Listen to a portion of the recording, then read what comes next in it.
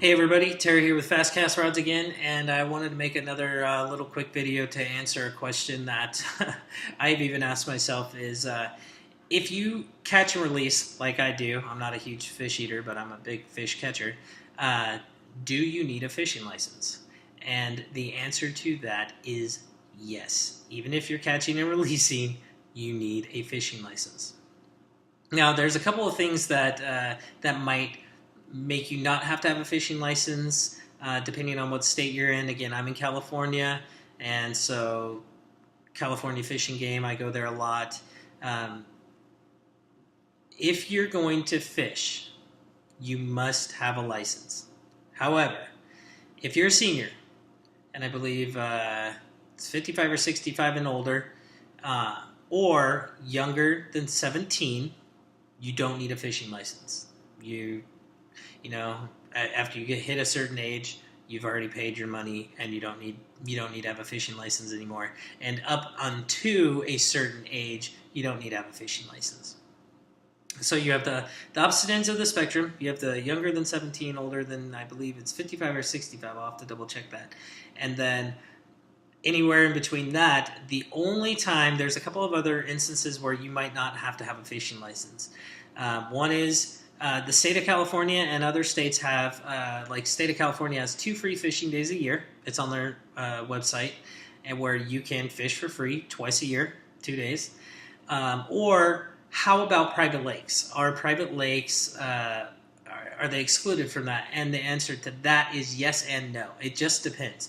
If you, I used to live in an association where we did not need a fishing license. It was a privately owned lake. There was actually 3 of them, and we did not need a fishing license. We just needed our pass to get in. But I have been to some private properties and things like that where you do need fishing licenses. But for the most part, if it's somebody's private property, you normally don't need a fishing license. However, don't just go to someone's property and go fishing because you don't need a license. Especially in places like California and other places like, definitely don't do it in Texas because you never know what's going to happen there. But you always have to ask permission before you fish on someone's private property. Just always.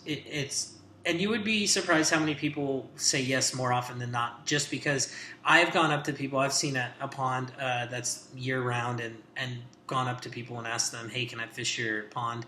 And they're normally more than happy to do it. Only less than a handful of occasions in my years have I had people say no to me on that. So keep in mind, another big question while we're talking about fishing licenses is one fishing license in California good for like Oregon, Nevada, and bordering states like Arizona?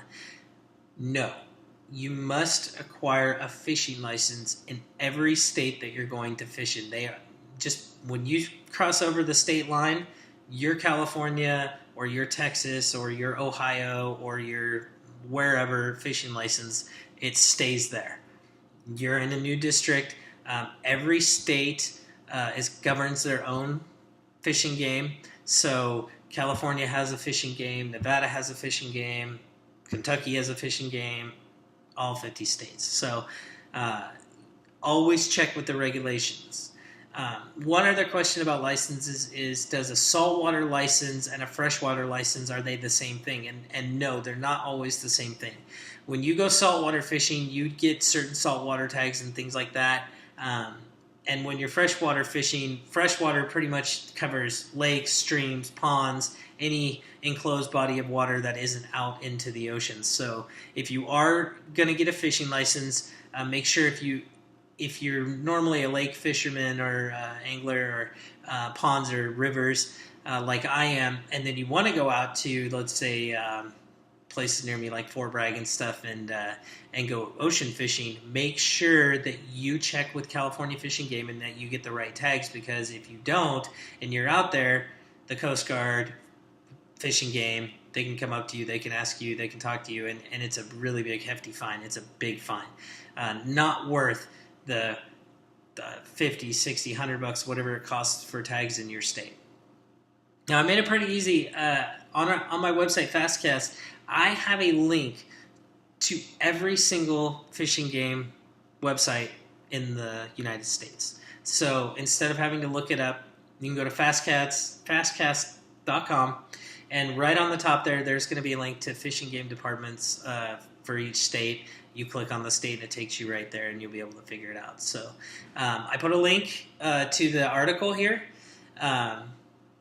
in the description below, or you can go to fastcastrods.com and check that article out. And if you have any questions, if you don't know which California fishing days there are and you can't seem to find it, you go to Fastcast and they don't have it on their California, let us know. We'll try to help you out. Or any other state, not just California. It's just California that I'm in that I probably know more about. But if you have any questions at all, hit the comments below and we'll try to help you out. See ya.